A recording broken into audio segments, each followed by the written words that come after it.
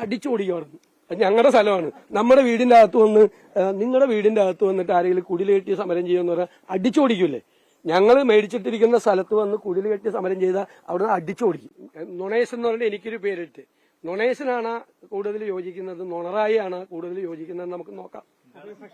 പിണറായിക്ക് നൊണറായി എന്നുള്ളൊരു പേര് ഞാനിടുക നൊണറായി എന്ന് ഞാൻ പേരിടുകയാണ്. അപ്പൊ നൊണേശനാണ് നൊണറായിയാണ് ഏറ്റവും യോജിക്കുന്നത്. ഞാൻ അദ്ദേഹം പറഞ്ഞ 5 പച്ചക്കള്ളങ്ങൾ പറഞ്ഞു, ഈ കഴിഞ്ഞ ഒരു മാസം പറഞ്ഞ 5 പച്ചക്കള്ളങ്ങൾ. മുഖ്യമന്ത്രി ഒരു പ്രസ്താവന നടത്തി. അതായത് ഉമ്മൻചാണ്ടി സർക്കാരിന്റെ കാലത്ത് 4,43,000 വീട് വിവിധ ഭവന നിർമ്മാണ പദ്ധതികളിലായി വെച്ചു എന്നുള്ള എന്റെ അവകാശവാദം യമണ്ടൻ നുണയാണ് എന്നാണ് മുഖ്യമന്ത്രി പറഞ്ഞത്. 4,000 വീടേ ആകെ വെച്ചിട്ടുള്ളൂ അന്ന് ഉമ്മൻചാണ്ടിയുടെ കാലത്ത്. ഞാൻ പറഞ്ഞത് ലൈഫ് പദ്ധതി വരുന്നതിന് മുമ്പ് വിവിധ പദ്ധതികളിലായിട്ടാണ് ഭവന നിർമ്മാണ പദ്ധതികൾ നടന്നിരുന്നത്. ഒന്ന് പട്ടികജാതിക്കാരുടെ ഭവന നിർമ്മാണ പദ്ധതി, പട്ടികവർഗക്കാരുടെ പദ്ധതി, മത്സ്യത്തൊഴിലാളികളുടെ, കേന്ദ്ര സർക്കാരിന്റെ പദ്ധതി, സംസ്ഥാന സർക്കാരിന്റെ പദ്ധതി, ലോക്കൽ ഗവൺമെന്റുകളുടെ പദ്ധതി. ഇത്രയും പദ്ധതികളാണ് എന്നും ഉണ്ടായിരുന്നത്. ഇതെല്ലാം കൂടി ഒരുമിച്ച് ചേർത്തിട്ടാണ് ലൈഫ് എന്ന് പേരിട്ടത്.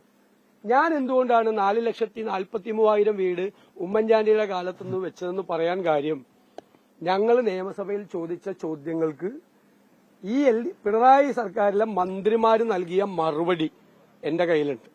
അപ്പൊ അവസാനം നമുക്ക് നോക്കാം ആരാണ് യമണ്ടൻ നുണ പറഞ്ഞത്.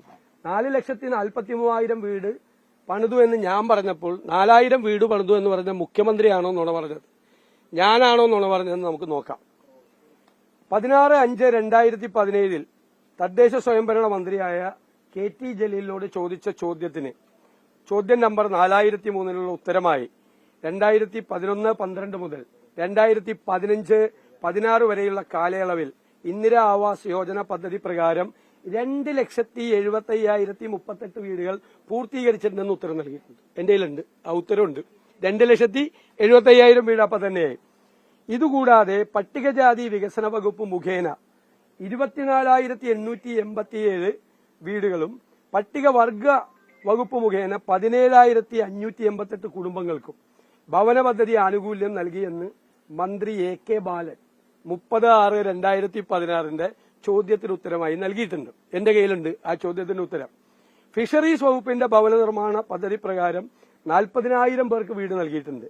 ഇതുകൂടാതെ 71,710 കുടുംബങ്ങൾക്ക് ഗ്രാമപഞ്ചായത്തുകളും 12,938 കുടുംബങ്ങൾക്ക് മുനിസിപ്പാലിറ്റികളും 12,815 കുടുംബങ്ങൾക്ക് കോർപ്പറേഷനുകളും സംസ്ഥാന സർക്കാർ നൽകുന്ന വിഹിതം ഉപയോഗിച്ച് വീട് നിർമ്മിച്ച് നൽകിയിട്ടുണ്ട്.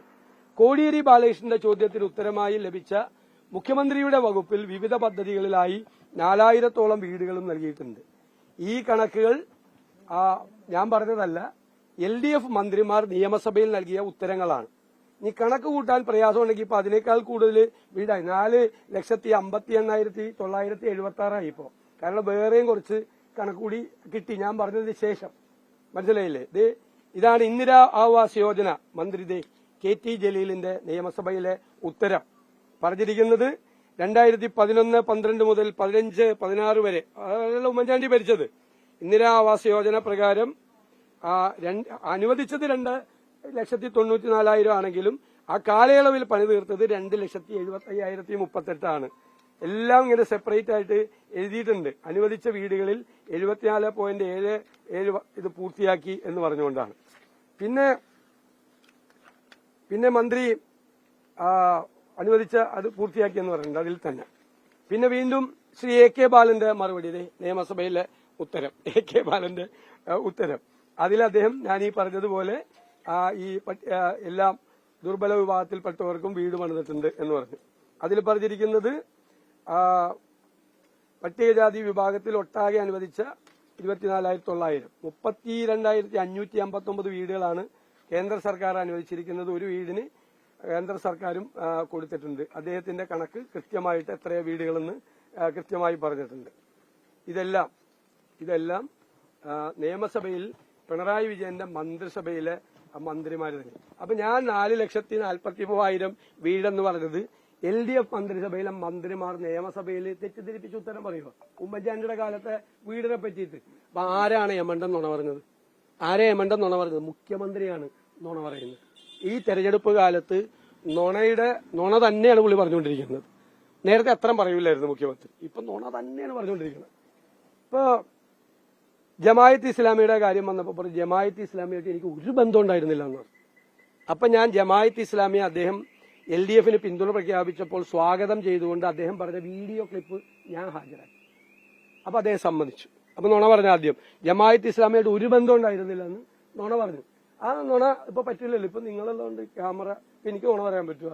ഒരു 10 കൊല്ലം കഴിയുമ്പോൾ നിങ്ങൾ ഇതെടുത്ത് പറയും ഞാൻ പറഞ്ഞ നുണ എന്ന് പറഞ്ഞുകൊണ്ട് നിങ്ങൾ എടുത്ത് പറയും. അപ്പൊ മുഖ്യമന്ത്രി പറഞ്ഞത് ജമായത്ത് ഇസ്ലാമിയായിട്ട് നമുക്ക് ബന്ധമുണ്ട്. ദേശാഭിമാനിയുടെ എഡിറ്റോറിയലുണ്ട് എങ്ങനെ ജമായത്ത് ഇസ്ലാമിയെ സ്വാഗതം ചെയ്തുകൊണ്ട്. അപ്പൊ ആ നുണ പൊളിഞ്ഞു.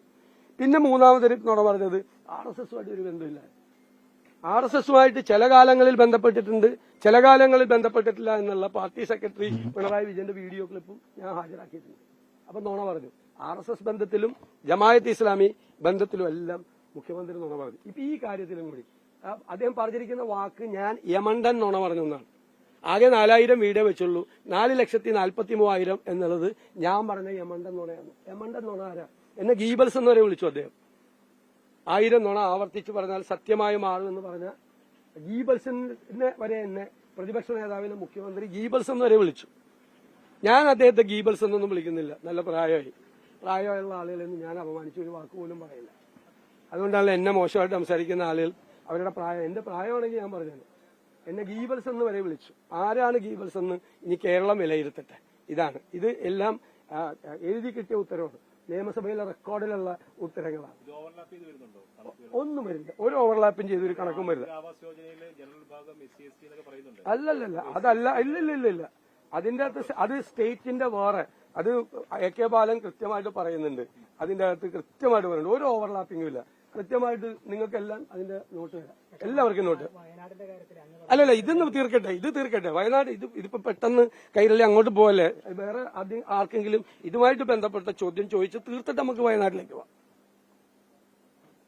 പറഞ്ഞോ, ചോദിച്ചോ. ഇനി ഇതുമായിട്ട് ബന്ധപ്പെട്ട് എന്തെങ്കിലും ഇതിന്റെ എല്ലാ കോപ്പി നിങ്ങൾക്ക് തരാം. ഇല്ലെങ്കിൽ നിങ്ങൾക്ക് എടുക്കാനും പറ്റും. നിയമസഭയിൽ നിന്ന് നിങ്ങൾക്ക് എടുക്കാൻ പറ്റും. ഞാൻ എല്ലാവർക്കും കോപ്പി തരാം. ഇതിന്റെ കോപ്പി തരാം. അല്ല കോപ്പി ഒരു ഓവർലാപ്പിംഗും ഇല്ല. ഞാൻ കോപ്പി തരാം. കേന്ദ്ര പദ്ധതി വേറെ, പട്ടികജാതി പട്ടികവർഗക്കാർക്ക് സംസ്ഥാന സർക്കാരിന്റെ ഭവന നിർമ്മാണ പദ്ധതിയാണ്. അറിയാലോ, ഭവന നിർമ്മാണ പദ്ധതിയാണ്, സെപ്പറേറ്റ് ആണ്. ലോക്കൽ ബോഡികളുടെ പദ്ധതി വേറെ പദ്ധതിയാണ്. കോർപ്പറേഷന്റെ പദ്ധതി വേറെ, മുനിസിപ്പാലിറ്റിയുടെ പദ്ധതി വേറെ, പഞ്ചായത്തിന്റെ പദ്ധതി വേറെ. ഇതെല്ലാം കൂടിയാണ് ഇപ്പൊ ലൈഫാക്കിയത്. ലൈഫ് എന്ന് പേരിട്ടത്. ഇത്രയും വീട് വെച്ചിട്ടുണ്ട്. അപ്പൊ അത് കൃത്യമാണ്. ഇവര് വന്നതിന് ശേഷം എന്ന് പറയുന്നത് ഇവര് 10 കൊല്ലം കൊണ്ടാണ് 5 ലക്ഷം വീട് വെച്ചു. അതാണ് ഞാൻ പറഞ്ഞത്. അതിൽ തന്നെ ഞങ്ങളുടെ കാലത്ത് ഈ കൂട്ടത്തിൽ പെടാതെ 50,000 വീടുകളുടെ വർക്ക് തുടങ്ങി, പൂർത്തിയായില്ല. ആ വീടും കൂടി ഇവരുടെ കൂട്ടത്തിൽ കൂട്ടി 5 ലക്ഷം. അപ്പൊ യഥാർത്ഥത്തിൽ ഇവര് 4.5 ലക്ഷം വീട് ഇവര് പണിതുള്ളൂ 10 കൊല്ലം കൊണ്ട്. ഞങ്ങള് ആ 4.43 ഈ 50 കൂടി കൂട്ടി ഞങ്ങൾ 5 ലക്ഷം വീട് 5 വർഷം കൊണ്ട് പണിതു. അതാണ് ഞാൻ പ്രസംഗത്തിൽ പറഞ്ഞത്, പത്രസമ്മേളനത്തിൽ പറഞ്ഞത്. ഞങ്ങൾ 5 വർഷം കൊണ്ട് പണിത വീട് പോലും ഇവര് 10 വർഷം കൊണ്ട് പണിതില്ല. പക്ഷെ നല്ല ക്യാപ്സൂളാണ്, നല്ല തള്ളി മറിക്കുകയാണ്, ഭയങ്കര ഹോർഡിങ്സും കാര്യങ്ങളാണ് ഇത് പറഞ്ഞുകൊണ്ട്. അപ്പൊ ഒരു സത്യം പറയാൻ വേണ്ടിയിട്ടാണ് പറഞ്ഞത്. അതിനെയാണ് മുഖ്യമന്ത്രി പരിഹസിച്ചത്. അപ്പൊ ഞങ്ങളിത് നിയമസഭയിലും പറഞ്ഞു. അദ്ദേഹത്തിന് ഇത് എഴുതി കൊടുക്കുന്ന ആളുകൾക്ക് ഞങ്ങളുടെ നിയമസഭയിൽ ഞങ്ങൾ ഇത് വെച്ചുകൊണ്ട് എന്റെ പ്രസംഗം ഞാൻ നടത്തിയതിനു മുമ്പ് കേരള നിയമസഭയിൽ ഒരു മന്ത്രിയും മുഖ്യമന്ത്രിയും ഒരാളും അതിനെ നിഷേധിച്ചിട്ടില്ല. കണക്ക് താങ്കൾ ചോദിച്ച കണക്ക് ഞാൻ എന്റെ അസംബ്ലിയിലെ പ്രസംഗത്തിലുണ്ട്. എന്റെ കയ്യിൽ നേരത്തെ ഉണ്ട്. ഇത് ഞങ്ങൾ മനഃപൂർവ്വം എഴുതി ചോദിച്ചാണ്, ഓരോ വകുപ്പിന്റെ എഴുതി ചോദിച്ചാണ്. മൊത്തം ഉമ്മൻചാണ്ടി മന്ത്രിസഭയുടെ കാലത്ത് എത്ര വീട് വെച്ചെന്ന് ഞങ്ങൾ ചോദിച്ചിരുന്നെങ്കിൽ അത് വിവരം ശേഖരിച്ചു വരുന്നു എന്നുള്ള ഉത്തരവ് കിട്ടുള്ളൂ. ഈ ഉത്തരവ് കിട്ടൂല. ഞങ്ങൾ വളരെ ബുദ്ധിപൂർവ്വം ഓരോ വകുപ്പിന്റെയും പ്രത്യേകം ചോദിച്ചു മനസ്സിലാക്കിയിട്ട് ഞങ്ങൾ കാൽക്കുലേറ്റ് ചെയ്തിട്ടാണ് ഇത് അന്ന് പറഞ്ഞത്. ഈ കണക്കുണ്ട്. ഈ കണക്ക് ആരും ചോദ്യം ചെയ്തിട്ടില്ല. 5 ലക്ഷം എന്ന് വെച്ചാൽ 4,43,000 വീട് പണി തീർത്തു. ബാക്കി 50,000 വീടിന്റെ പണി തുടങ്ങി. അതുകൂടി ഇവർ ചേർത്തിട്ടുണ്ട്. അത് തെറ്റൊന്നുമില്ല. ഒരു ഗവൺമെന്റിന്റെ കാലത്ത് തുടങ്ങിയ കണ്ടിന്യൂവേഷൻ അല്ല ഗവൺമെന്റ്. അതൊന്നും ഞാൻ കളിയാക്കൊന്നുമില്ല. ഒരു ഗവൺമെന്റിന്റെ കാലത്ത് തുടങ്ങിയ വീട് മറ്റൊരു ഗവൺമെന്റ് വരുമ്പോൾ പൂർത്തിയാക്കിയ ഗവൺമെന്റാണ് ഞങ്ങൾ പൂർത്തിയാക്കിയെന്ന് പറഞ്ഞാൽ അതിൽ തെറ്റൊന്നുമില്ല. അത് ഞാൻ കളിയാക്കുന്നു. 10 വർഷം കൊണ്ട്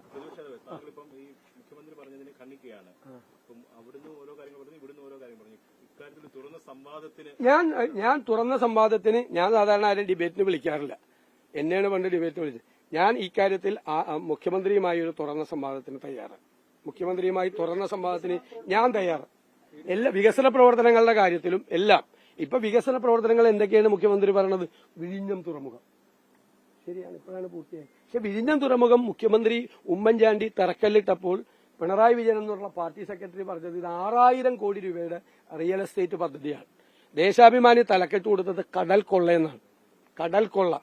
അതെങ്ങനെ ഈ കടൽ കൊള്ള ഇപ്പൊ കടൽ വിപ്ലവമായി മാറി? ഇപ്പൊ പൂർത്തിയായപ്പോ കടൽ വിപ്ലവം എന്നാണ് ഹെഡിങ് കൊടുത്തത്. ഇതിപ്പോ പിണറായി വിജയന്റെ ക്രെഡിറ്റിലേക്ക് എങ്ങനെയാണ് വിഴിഞ്ഞം തുറമുഖം പോയത്?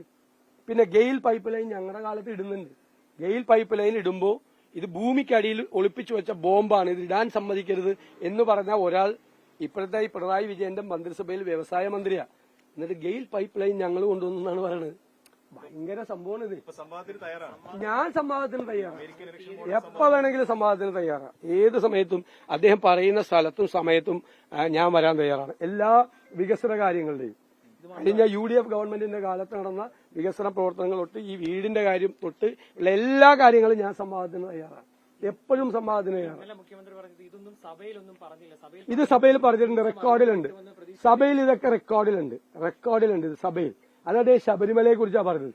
ശബരിമലയെ കുറിച്ച് ആദ്യം തിരുവഞ്ചൂർ രാധാകൃഷ്ണൻ അടിയന്തര പ്രമേയം ചോദിച്ചപ്പോൾ അനുമതി തന്നില്ല, അനുമതി നിഷേധിച്ചു. അത് കോടതിയിലിരിക്കുന്ന കേസാന്ന് പറയും. പിന്നെയാണ് ഞങ്ങൾ സമരം ചെയ്ത് സഭാ നടപടികൾ ബഹിഷ്കരിച്ച്. അത് സഭയുടെ റെക്കോർഡിലുണ്ട്. മുഖ്യമന്ത്രി ഇന്നലെ അത് പറഞ്ഞത് പച്ചക്കള്ളമാണ്. സഭയിൽ ശബരിമല വിഷയമാണ് പറഞ്ഞത്, ഇതല്ല.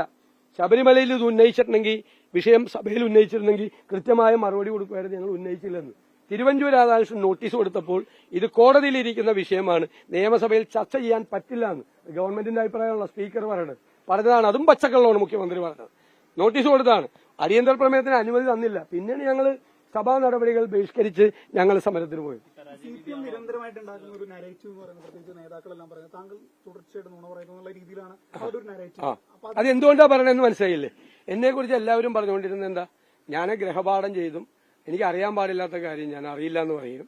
ഞാൻ ഗ്രഹപാഠം ചെയ്ത് നിയമസഭയിലും പുറത്ത് സംസാരിക്കുന്ന ഒരാളാണ്, വിശ്വാസ്യതയുള്ള ഒരാളാണ് എന്നുള്ളൊരു റേറ്റിംഗ് ഉണ്ടായിരുന്നു. അത് കളയാൻ വേണ്ടിയിട്ട് മറ്റേ അവൻ നമ്മുടെ ശത്രുവാണ്, അവനെ പെണ്ണേഴ്സിപ്പെടുത്തണമെന്ന് പറഞ്ഞ് ശങ്കരാടി ചേട്ടൻ മറ്റേ സിനിമയിൽ പറഞ്ഞതുപോലെ ഇവൻ അങ്ങനെ ഒരു ക്രെഡിബിലിറ്റി ഉണ്ടെങ്കിൽ അതങ്ങ് കളയണം എന്ന് വിചാരിച്ചാണ്. ഇപ്പൊ നമുക്ക് നൊണേസ് എന്ന് പറഞ്ഞിട്ട് എനിക്കൊരു പേരിട്ട്, നൊണേസിനാണ് കൂടുതൽ യോജിക്കുന്നത്, നൊണറായി ആണ് കൂടുതൽ യോജിക്കുന്നത് നമുക്ക് നോക്കാം.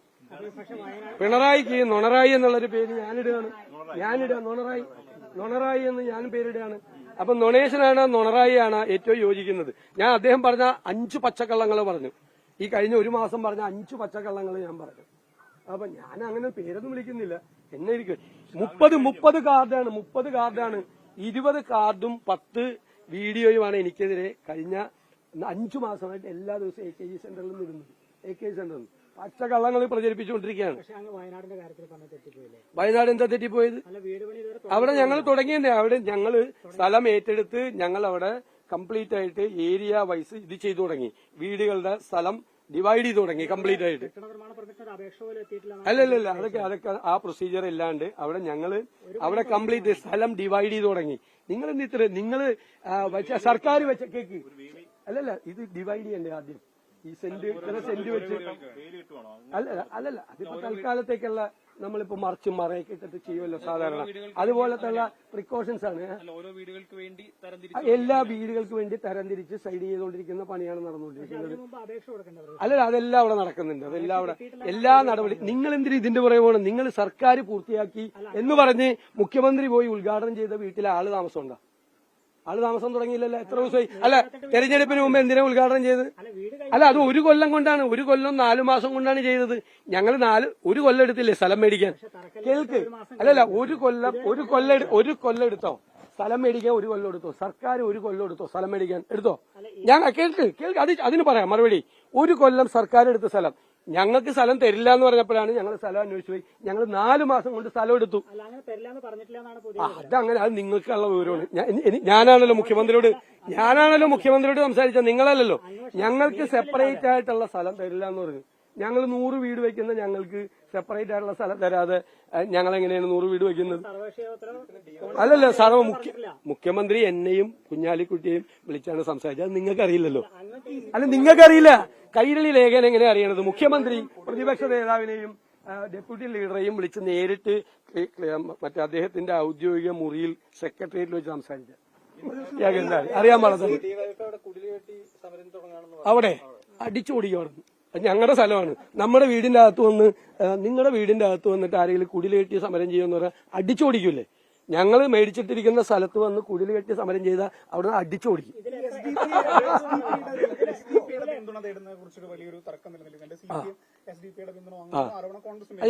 അത് അല്ല, ഇ.പി. ജയരാജൻ പറഞ്ഞല്ല, SDP-യുടെ പിന്തുണ ഇടുന്നുണ്ട്, ഒരു കുഴപ്പമില്ല, ആര് വേണേലും പിന്തുണച്ചോട്ടെ. സംഭവം വെൽഫെയർ പാർട്ടി UDF-ന് പിന്തുണ കൊടുക്കുമ്പോൾ മാത്രമേ കുഴപ്പമുള്ളൂ. PDP പിന്തുണ കൊടുത്തല്ലോ LDF-ന്. PDP ഭയങ്കര മതേതര പാർട്ടിയാണോ? മതേതര പാർട്ടിയാണോ PDP? വെൽഫെയർ പാർട്ടി 4 പതിറ്റാണ്ട് കാലം LDF-ന് പിന്തുണ കൊടുത്ത ജമാഅത്ത് ഇസ്ലാമി അവരെ കൂടെ ആയിരുന്നു. അപ്പൊ അവര് മതേതരവാദികളായിരുന്നു. ഞങ്ങൾക്ക് അവര് വെൽഫെയർ പാർട്ടി ഉണ്ടാക്കി UDF-ന് ഒരു പിന്തുണ കൊടുത്തപ്പോൾ അവർ വർഗീയവാദികളായി. ഇപ്പൊ PDP മതേതരവാദികളാണ്, SDPI മതേതരവാദികളാണ് CPM-ന്, അല്ലേ? ഇതിനല്ലേ അവസരവാദം എന്ന് പറയണത്? അവസരവാദമല്ലേ ഇത്? അവസരവാദമല്ലേ? അല്ല, നിങ്ങൾക്ക് അറിയില്ലേ, തെരഞ്ഞെടുപ്പ് കാലത്ത് അവര് ഞങ്ങൾക്ക് പിന്തുണ പ്രഖ്യാപിച്ചപ്പോൾ ഞങ്ങളത് നിരസിച്ച് കത്ത് പത്രപ്രസ്താവന കൊടുത്ത മുന്നണിയല്ലേ? നിങ്ങളതൊന്നും പറയില്ല, നിങ്ങൾക്ക് അതിനൊന്നുള്ള താല്പര്യമില്ല. നിങ്ങൾക്ക്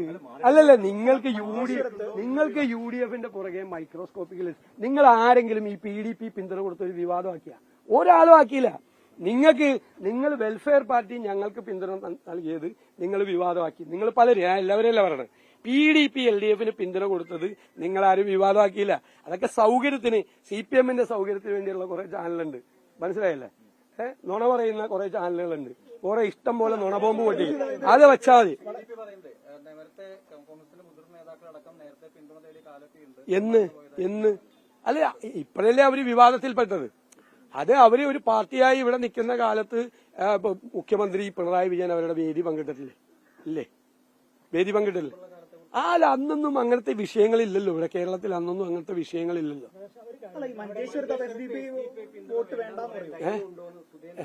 അരെ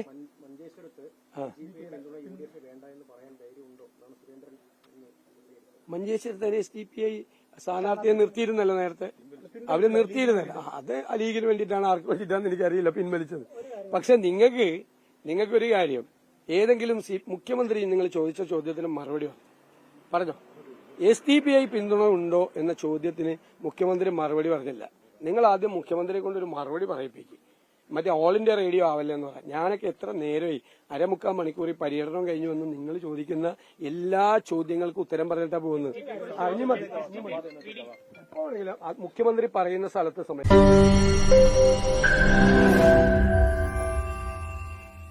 ലോകത്തെവിടെയായാലും ഏത് സമയത്തും 24 വാർത്തകളും ഓഗ്മെന്റഡ് റിയാലിറ്റി പാക്കേജുകളും എക്സ്പ്ലെയിനറുകളും വിശദമായി കാണാൻ ഞങ്ങളുടെ YouTube ചാനൽ നിങ്ങൾക്ക് സബ്സ്ക്രൈബ് ചെയ്യാം.